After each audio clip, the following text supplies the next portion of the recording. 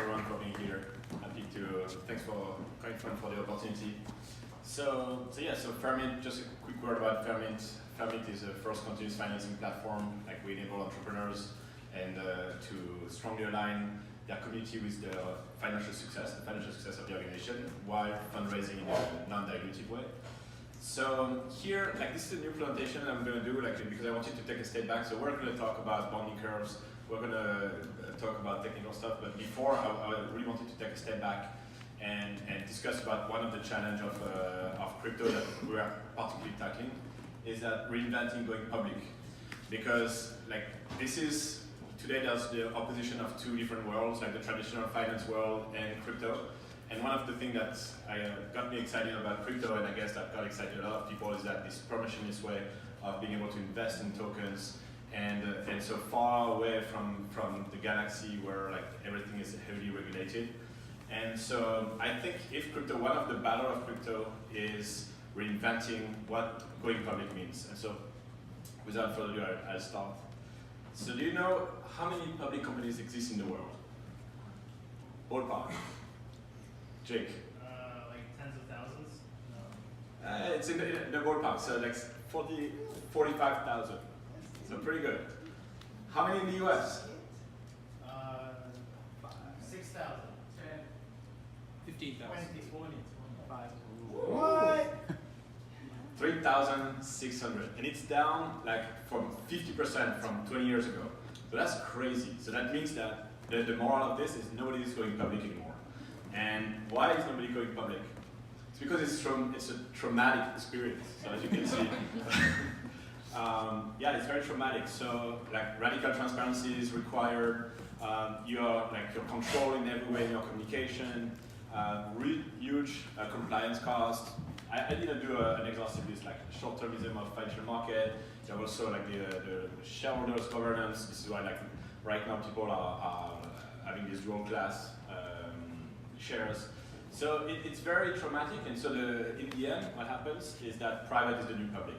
Companies stay private forever, and in the end, they go public only, like, okay, to raise funds, but mostly to also exit their investors. And so this is bad. This is bad, so not for everyone. Like, this is like for the Uber IPO, like, benchmark is about to have a times 766-fold return on its investment, so obviously it's good for them. But the problem is that most people are now locked out of this type of performance. So, wait.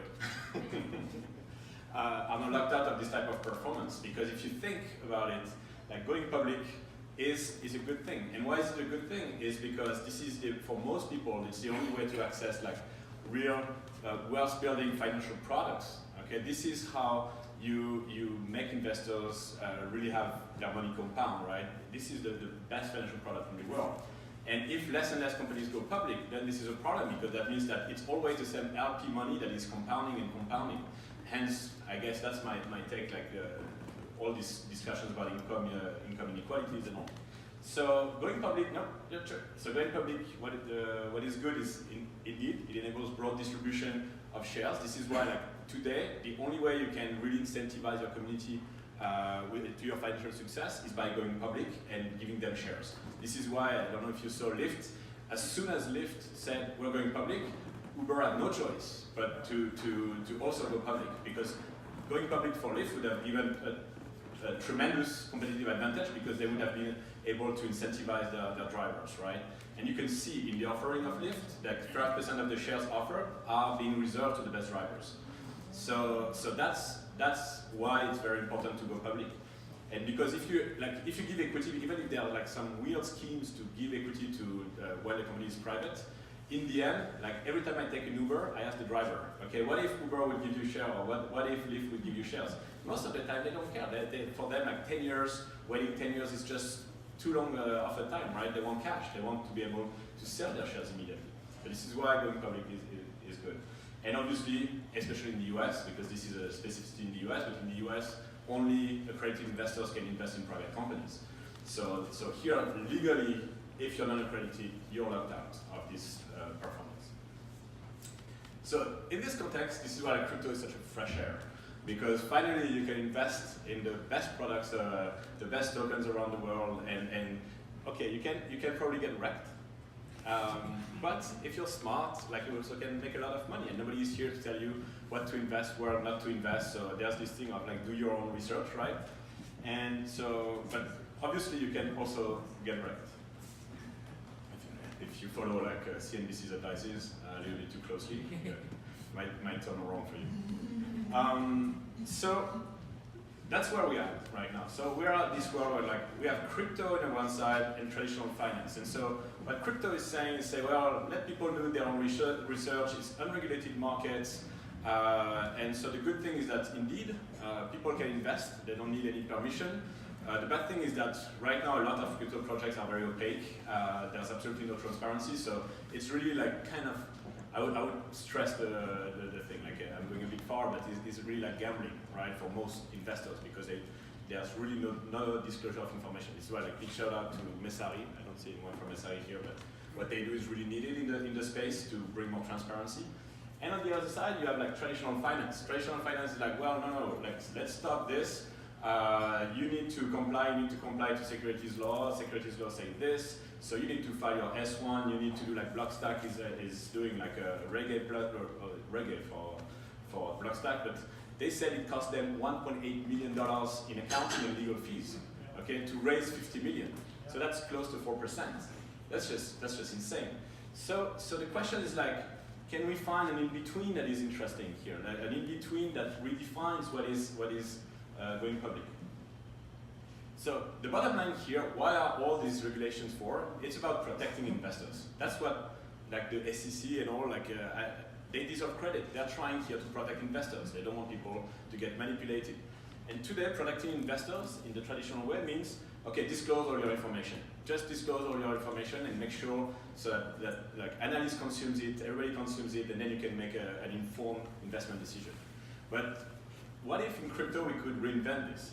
And instead of disclosing, having to disclose a lot of information, you could bake in like the tokens, the protection, the investors' protection, at least some of them.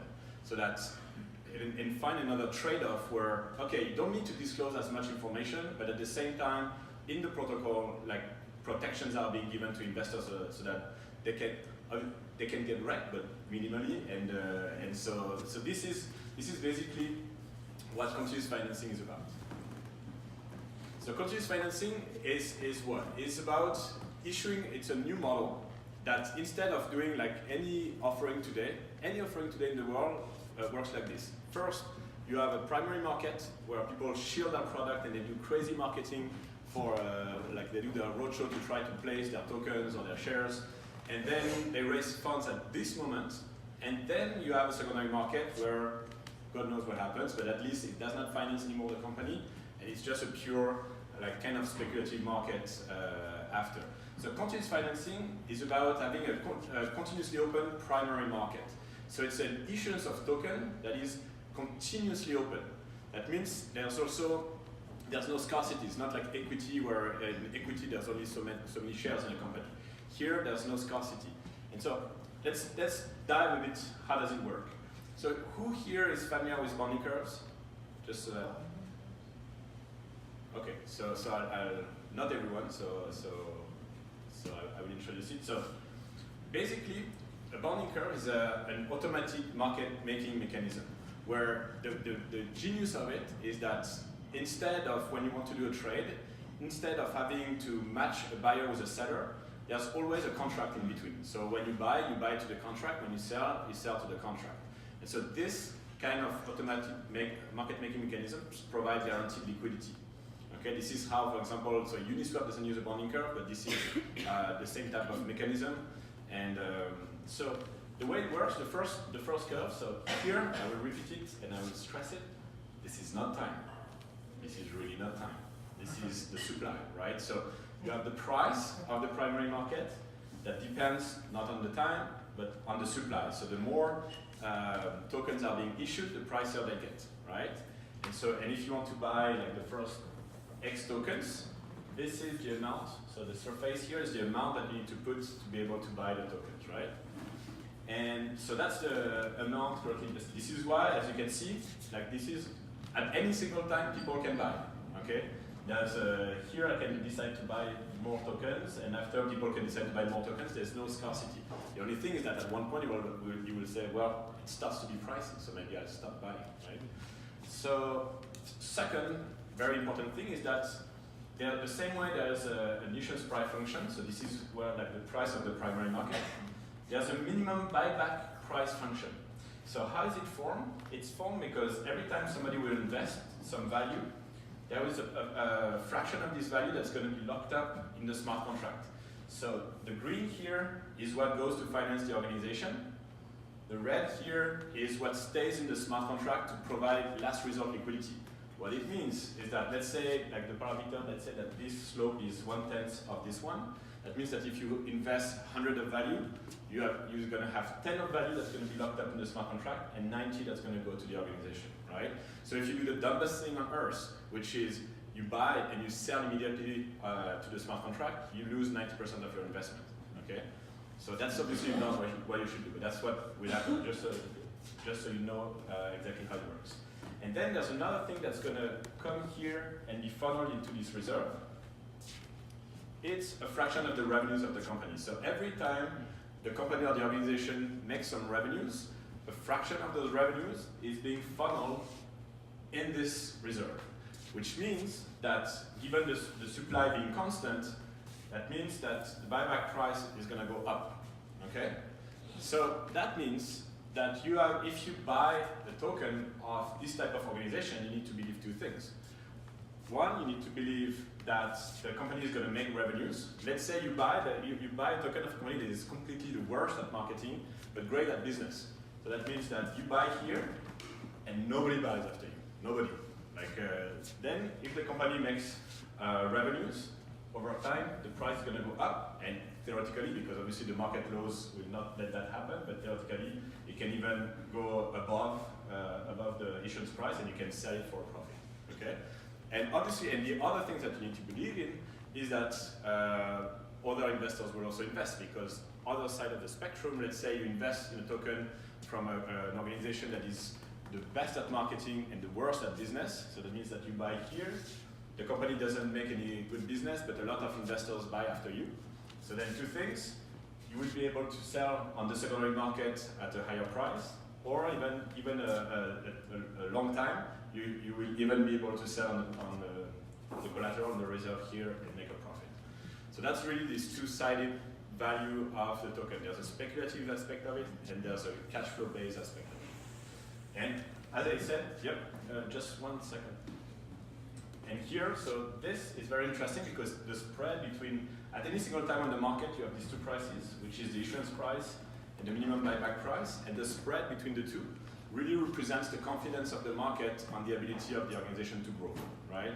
So here, this is like what investors will look at when they look at the company. Is the company growing fast? If it's growing fast, then I'm okay to have a big spread here because I'm confident the company is going to grow and the collateral here is going to grow over time rapidly. And if not, then I will look for smaller spreads. Yes, and last thing. So let's say there's a problem and you learn that on the organization somebody is being fraudulent and there's a crisis. Like everybody wants out, and so when you want to sell, the first thing you do is you go on the secondary market because you always be better off selling on the secondary market. The same when you buy, you're always better off buying from the secondary market.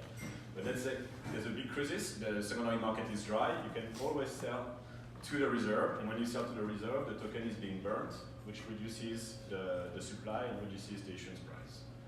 So that's how it works technically, right? And so this is what a bonding curve is. It's just a little bit more elaborated model for bonding curves, but this is basically how it works. So now let's take just an example, real life example, where here finally we have time. So this is just a simulation, right? So you have this issuance price. The issuance price, obviously, like there's bumps every time like the secondary market is dry, and so there's no more people wanting to sell their tokens. So then this is where the primary market is being activated, and so every time there's a bump here, that's more fundraising for the company. Okay, and then at the same time, you have the collateral being built. So this is the reserve. So the reserve is being built from a fraction of the investment and a fraction of the revenues made by the companies. And so what is super interesting here is that, so first, as you see, like it's not like an IPO where basically you fundraise here at time zero, you fundraise everything you can, and then there's secondary market. Here, you need to make revenues and make a good business on the long run, because you will raise money over time, right? And second, as an investor, I have this downward protection, meaning like this is the floor price. I can never sell at I will never sell at a lower price than this. So this is also a protection for investors that that this is your floor price. It is not zero. And finally, like this is the last transaction price. So obviously it is just a simulation, but that could mean that here, like you start, so at the beginning you start your project. Let's take a theoretical example of an early stage project. So you're an early stage project, so you get your friends, family invest, like or close community. You ship a first product, and people say, hey, I like what you're doing, it has value, and you decide to enter here. So here, obviously, you have a risk-reward profile that is very, very high. So that means that, okay, you get the token at a very low price, but you're also very early. Maybe the company has not made any revenues yet, but you're comfortable to say, okay, what they do is great, it has value to me, so I want to support it, and I'm betting that this company is going to work. And then let's say they start making money, so more people, more investors that were not comfortable investing in a company that doesn't make money start coming in. So this boosts the issuance price, so that's more funding for the company. And then people like trade on the secondary market until new good news, and here like they raise a lot of money. And then after that, maybe like, I don't know, there's a bug or something, or like the product doesn't go that well, or there's problems. So here they are not fundraising, and during this period of time, like investors slowly lose confidence. And to a point where here, like when it reaches the collateral, like people are like, wow, what is going on? There's some panic mode. And so in panic mode, this is where you can see that you can sell on the collateral, which will reduce the issuance price because it reduces the number of tokens in circulation. And then at one point, like the spread here becomes super interesting, and another investor comes and say, come on, like I'm super bullish on this company, it's a great company. They had a rough time here, but I think they're going to do great. And somebody buys, and then it starts again. So that's how it works. And so this is basically how continuous financing works. So we call this new token like FSE for Fair or Fairmint synthetic equity. So because we're trying, like since January, we've been talking to hundreds of investors and entrepreneurs non-crypto. And so at the beginning, we were starting, hey, bondmaker, it's so cool, tokens and all, and people were not understanding at all what we were explaining. So the term that really catched on to them is like synthetic equity, meaning like it smells like equity, it looks like equity, it has the properties of equity, but it's not equity. And that's the way I see it is absolutely great, because this is a way to raise funds in a non-dilutive way, so you don't spend equity to raise funds like this. It doesn't touch your governance stays intact, it's a pure financial product, so you don't have to mess with people wanting to have their say. And it's a way also to let people, your community, your stakeholders, your strategic stakeholder get aligned with your success and to reinforce like your organization. So it's basically the way we see it sometimes is like the promise of ICO deliver. Like, right, this is what ICO was supposed to be about, like raising funds while incentivizing your community around your project. So that's what we hope to deliver, and so that's the end. So Fairmint is the company that we are building on top of this model, and Fairmint is here to help entrepreneurs issue synthetic equity and get them listed on exchanges. Thank you very much. We have 10 minutes for questions. Okay, questions? So I'll tag you. What do we do? How do we get involved? What's the call to action? I don't know what to do next. I love it. It's great. I want to get it. So we're recruiting first. So if you're a software developer, please come chat with me at the end. And second, yeah, so we'll need to start bootstrapping a community around this concept, because here, obviously, like we think it's fundamental change of how an organization gets financed. So one of the things I'd like to do is do a monthly meetup in New York. So if you want to help set up this meetup around continuous organizations and continuous financing, hit me up also, and we'll make this happen. And yep. In terms of what gets paid into the collateral pool that safeguards investors, revenue or profit? It's revenue. So the way I explain sometimes is like the way you value equity is by actualizing the future cash flows of your organization. Here, synthetic equity is about the top line. It's not the bottom line, it's the top line of your organization. So you can actually value it by actualizing the future revenues of the organization. And one thing also that is very important is that as an organization, you can choose which revenue you want to put in that collateral, meaning like you don't have to put your entire company's revenue. Like for example, so Lyft is going public, so they are not a customer anymore. But if Lyft, for example, wanted to try this, we'd say, okay, let's try it in San Francisco. Okay, and so we'll derive revenues, a fraction of the revenues that we do in San Francisco to this model and try out if it works. So you really can decide on what revenues you want to work with. That's like the follow-on part of that question is like, what kind of accounting BS can a company pull to reduce the amount they pay into that pool? So this is the great thing about working with revenue. Like there's like not so much accounting BS you can do. Like what you can do is say to your, like if you want to deprive the price a little bit, you can say to your customers, hey, please hold on your payment so that no revenues gets in. But you cannot do that on the long term, right? At one point you need to get cash in.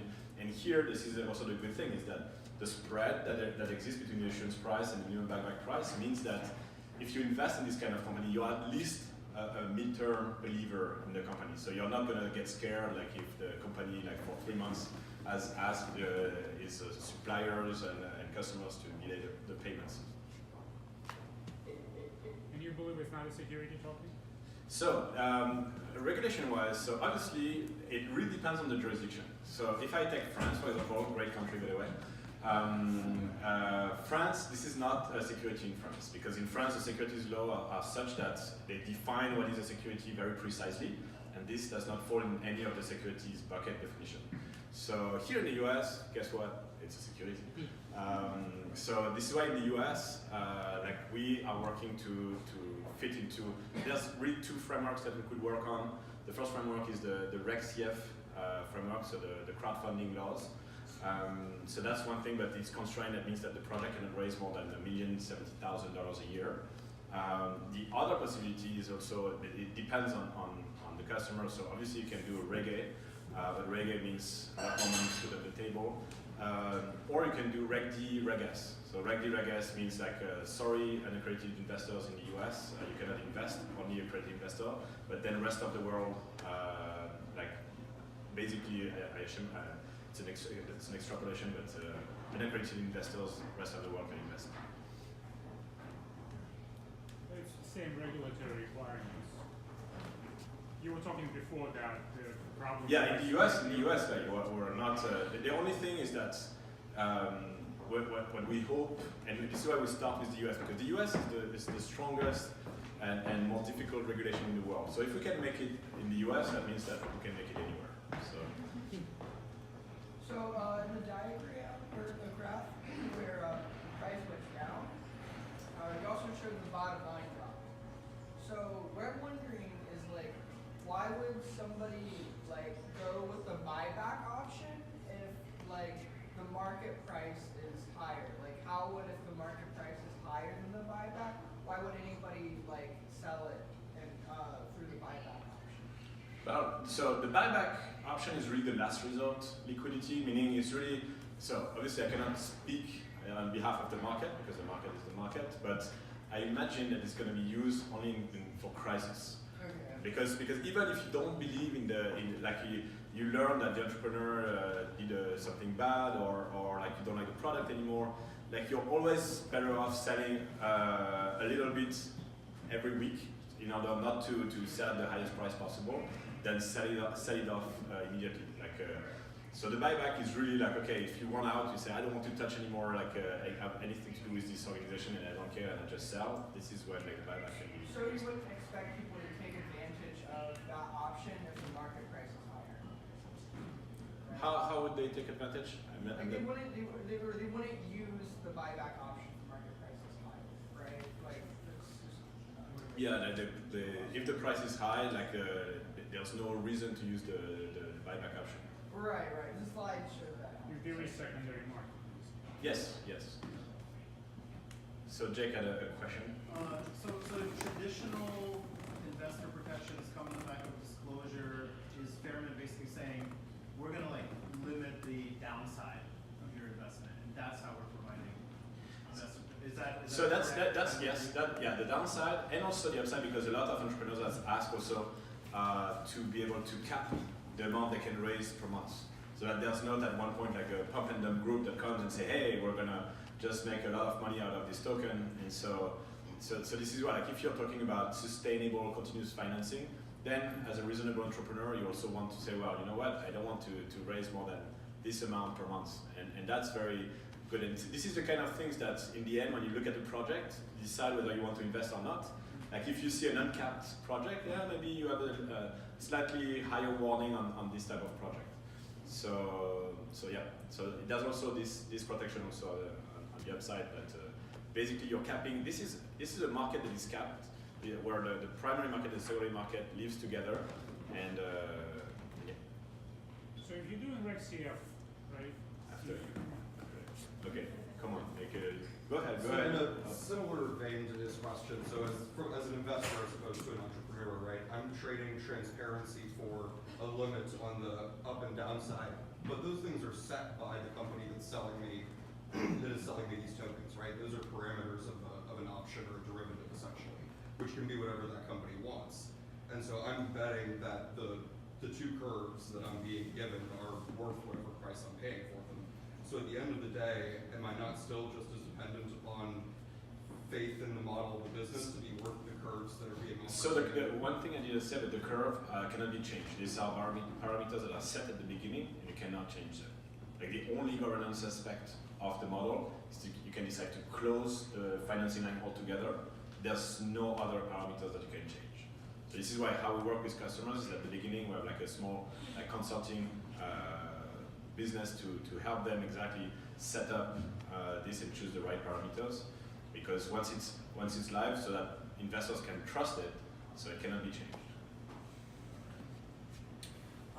Can you use the individual shares that are backed by a minimum amount of collateral? Can you use them as cash themselves? Like I can pay for, let's say, a service with them? You mean can the token be used in other things that just a pure like security, like in the utility way? Sure, definitely, yeah. Well, that's up to the company. The same way, like the company can decide with their tokens, they can decide to do whatever they want. The same way, like they can also decide to have governance. Like by default, there's no governance, but nothing prevents the company to say, well, you know what? If you hold more than X tokens, then maybe I want you to have a say on whatever the company.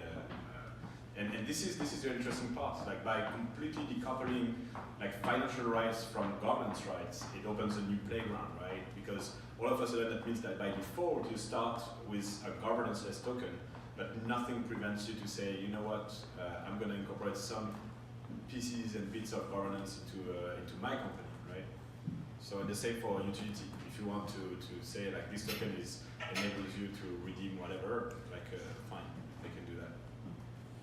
So if I'm doing Reg CF, right, and effectively I have use of $1.07 million, right?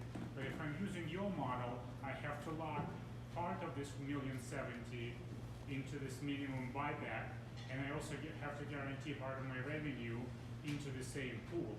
So if I'm doing Reg CF anyway, why should I do this? I can just do the crowdfunding, get the entire $1.070 million, and use So it depends how you configure like your curve, because it means that if you're doing Reg CF and Reg CF only, that means that yes, you need to configure your curve. You're not gonna throw like a large fraction of your revenues if you're making a lot of revenues, because indeed then it means that you will not be able to leverage your revenues as much as if it was uncapped. So like that means that yeah, the parameter of the model are going to be adapted so that 1 million in a year like represent a very nice goal for your continuous financing line. Instead of if if 1 million, you say, okay, you put the parameters at 1 million, basically you expect it to be reached in 1 month, then that means that either you're a very good company and people are expecting well above what your expectations are, or that means that yes, that then you would probably commit revenues and price will not be able to go higher because it will be capped by the Reg CF. I know, but if I'm doing just the Reg CF, I don't have to commit any revenue to anything, right? I don't have to put any of the money I raised into this minimum buyback pool. I can use the entire $1,070,000 for my own business activities. Well, so regarding the Reg CF, the way we approach the market right now is not for early stage companies. It's more for like companies that already raised like Series A, Series B, Series C. A little bit like Revolut or Monzo did in the UK. They went on this crowdfunding platform not to raise funds, but more like to share their financial success with their community. And so that's the way we approach it with the Reg CF. And again, these discussions are. I'm sorry about this, but this is pure US based. As soon as you leave the US, you don't have these constraints anymore. But in the US, yeah, like we target companies that want to really align their stakeholders, strategic stakeholders to their company. Thank you very much. Oh yeah. Thank you, everyone.